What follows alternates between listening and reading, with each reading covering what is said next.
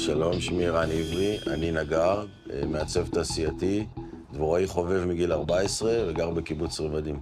שלום, אני יובל עברי, אח של ערן, גר בגדרה, מעצב תעשייתי וטייס. והמיזם שלנו מאפשר הצצה לחיים שמתנהלים ממש לידינו. בהצלחה!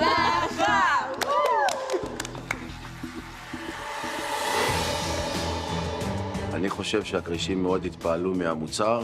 זה לא אפליקציה או משהו טכנולוגי, זה פשוט הדבר האמיתי. שלום. שמי ערן, אני נגר, מעצב תעשייתי ודבוראי חובבן מגיל 14. שלום, אני יובל עברי, אח של ערן. איך הם מתרגשים? דבוראות חובבים נמצאת בעלייה ממש גדולה בשנים האחרונות, מתוך דאגה של אנשים לאיכות הדבש שהם מקבלים. הדבש שקונים בחנויות, בעיקר בארצות הברית, למשל, 70% מהדבש הוא לא דבש אמיתי, לכן יש חשיבות לגדל את הדבורים בבית. גם חקלאות ביתית נמצאת בעלייה מתמדת. כדי שיהיה לכם ירקות בבית, אתם צריכים האבקה של דבורים.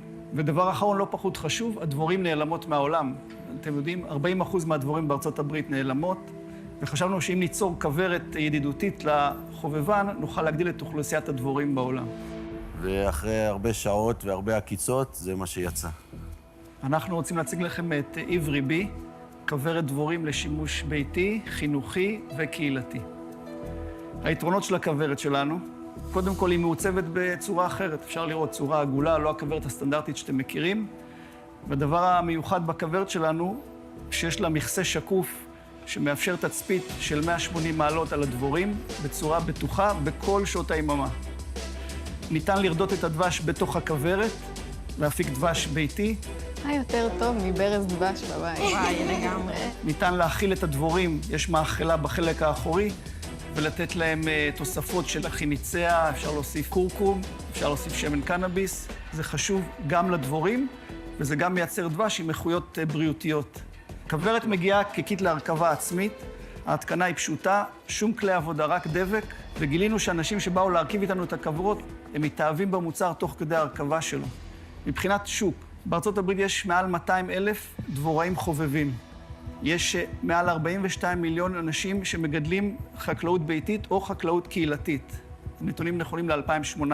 בעקבות הקורונה, המספרים כנראה גדלו. המון אנשים עברו לגידול ביתי. יש כ-87,000 בתי ספר יסודיים שהיינו רוצים שהכניסו כוורות. יש ניסויים באנגליה שמעידים על הצנחות מדהימות, מה שזה עושה לכיתות אל הבית ספר. אנחנו מבקשים 600,000 שקל תמורת 15%.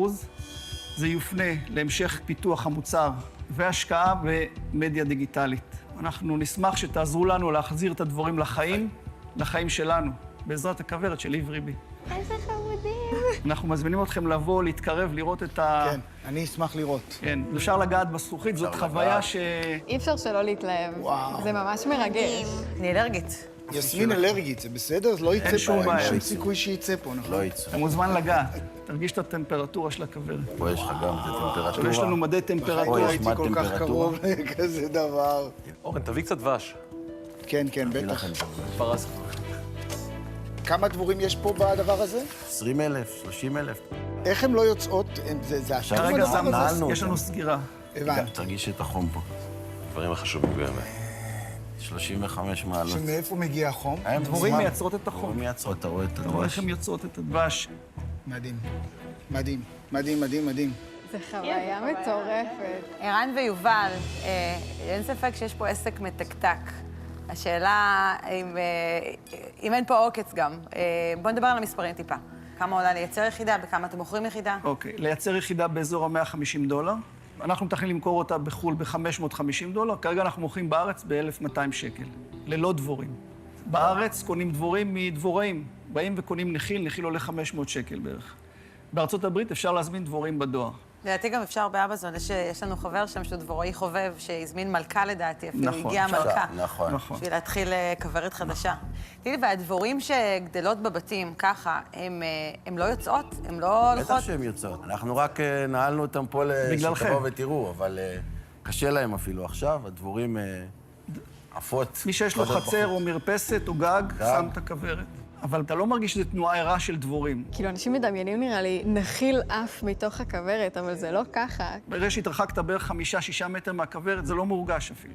אבל לעומת זה מרגישים שינוי באיכות הגינה, בכמות הפרי. כמה עולה כוורת ביתית סטנדרטית היום?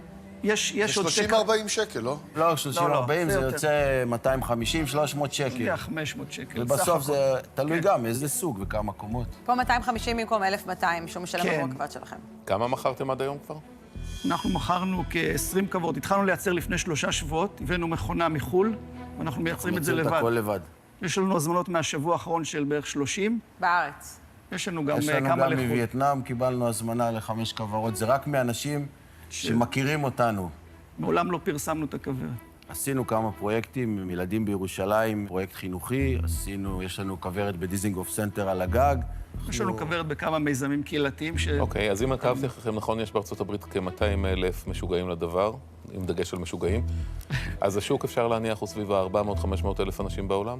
אתה מדבר רק על דבורים חובבים, אבל יש בתי ספר, יש גינות קהילתיות. לגבי זה, פשוט כי יש ילדים ואנשים שאלרגיים לדבורים. נכון. איך אתה עושה את זה בגינות קהילתיות, בבתי ספר וכדומה? כמו בחיים. כמו בכל בחיים, מקום. אתה נעקץ, דרכת על דבורה, נעקצת. ההסתברות עולה שתעקץ אם אתה נמצא במקום שבו יש דבורים שעוקצות. בארצות הברית, בכמה בתי ספר יש היום כוורות כלשהן? במצב שיש. 0? אני חושב שיש מעט. יש את הכוורות המסורתיות, שזה דופן שטוחה. השאלה היא על בתי ספר, כי הצגת את זה כשוק. לדעתי, בהמשך למה שדובי אמר, זה לא שוק בגלל בעיות של אלרגיה. בתי ספר זה לדעתי השוק הכי גדול שיש, כי זה עושה שינוי. זה עושה שינוי, אבל הם לא הכניסו את זה. אז השוק זה, איך קראת להם? דבוראים? דבוראים חובבים. דבוראים. אוקיי. אז כנראה זה השוק, והוא שוק שהוא כנראה לא מספיק גדול. אתה יודע, 200,000, 500,000, מיליון.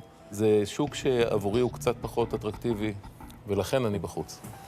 אוקיי. אם לא בוחרים בהם, שיפתחו את הכוורת. הבעיה של הקטע של דבורים זה התדמית שלהם. יש דיכוטומיה מאוד גדולה בין הערך האדיר שלהם לבין התפיסה הציבורית שלהם. נכון. אני חושב שזה לא רק תחביב, זה משימה, זו שליחות מצוינת. שליחות לאומית. לגמרי, שליחות בינלאומית, עולמית בינלאומית. ומקורית, אבל לדעתי, מבחינה מסחרית, קשה לראות את הרווחים בעניין הזה. אני בגלל זה בחוץ. אוקיי. תראו, אני מרגיש שיש פה עסק בטוח, אין בכלל שאלה. אני לא בטוח שאני מתחבר לחלוטין לכמה גדול הוא יכול להיות מבחינת החשיפה לארצות הברית, בתי ספר, לא קונה את הבתי ספר, שכחו מזה בארצות הברית, בישראל אולי גם קשה לי להאמין. אני, לצערי, בחוץ. תודה על ההזדמנות. וואו, זה כזה פספוס. אני אוהב את מה שאתם עושים. אני חושב שבקמפיין של קיקסטארטר אתם יכולים להביא הרבה מאוד דבוראים חובבים שישלמו מראש בשביל לקבל כזה קיט. יכולים להיות לכם שם מכל העולם אנשים. אתם לא צריכים ערוצי הפצה, אתם לא צריכים כלום, אתם שולחים כזה דבר לכל מדינה בעולם. זאת אומרת, בגלל שיש לכם קהל כל כך מסוים, כל כך שאוהב את הדבר הזה, הייתי מכוון אליו. בכל מקרה, אני בחוץ, שיהיה בהצלחה. לדעתי, אבל בימינו גם לעשות קיקסטארטר עולה לא מעט כסף. זה גם דורש את כמה מאות אלפים. אנחנו חיפשנו גם את הפן היותר אישי ולקבל איזשהו גב של ניסיון, חוץ מהקיקסטארטר. הקיקסטארטר היה אתה בתוכנית. רצית חיה אחרת שתעזור לחיה הזאת, כן? כריש שיעזור כן, להם. בדיוק. אפילו דבורים לא עוקצים כרישים, אבל... אני באופן אישי אלרגית לדבורים, וזה קצת מפחיד אותי. תבואי, תתקרבי. לא. תראו, יש כאן הרבה בעייתיות. העלות של המוצר יקרה. אני גם חושבת שאנחנו צריכים להתעלם לגמרי מהשוק של בתי הספר. אבל מצד שני, יש הרבה דבוראים חובבים בעולם. גם אנחנו יודעים שאנשים מוכנים להוציא הרבה כסף שמדובר על תחביב, שיש להם איזה להט כלפיו. נכון. ואני מאמינה בכם, ואני רוצה לתת לכם הצעה. מה? אני אשמח לתת לכם את ה-600,000 שאתם מבקשים, ואני רוצה 30% מהמיזם. 30% זה קצת יותר ממה שחשבנו. אני מניחה שאתם לא רוצים רק את הכסף, אתם רוצים גם עזרה אחרת שבאה עם זה. והרבה פעמים, כשאתה מקבל אחוזים נמוכים, זה קשה גם להתחייב לזמן ולמה שמעבר. בגלל זה אנחנו אוהבים להיות אפילו יותר מ-30% הרבה פעמים. 30% זה הלימיט העליון שלנו, אבל תמורת סכום קצת יותר גבוה. זה... משקף ערך חברה של 2 מיליון שקל, כן? נכון. לפני שמכרתם באיזשהם כמויות משמעותיות. נכון.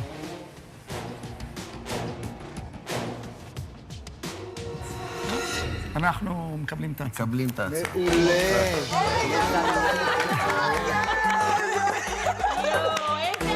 טוב, אני מתקרבת. או-אה.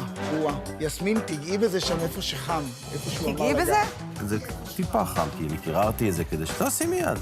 שימי יד. יש לנו מיטת דבורים שאנשים שוכבים וגם לא נעקצים. דווקא זאתי שהיא... שהיא מוכנת. דווקא. זה יפה. כל הכבוד, יסמין. כל הכבוד.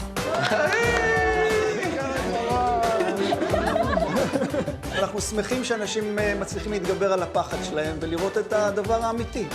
תפכו את זה בזהירות, שלא יישבר בדרך החוצה, בסדר?